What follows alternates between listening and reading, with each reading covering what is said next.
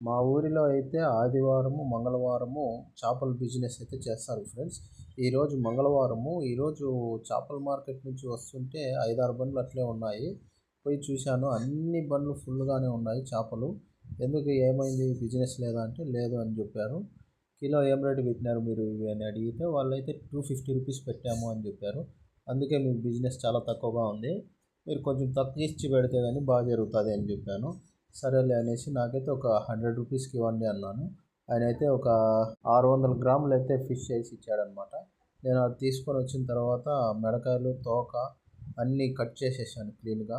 Cut చేసిన తర్వాత వాటర్లో అయితే నానబెట్టాను. వాటర్లో నానబెట్టి అందులోకి సాల్ట్ వేసి అలానే పెట్టేశాను.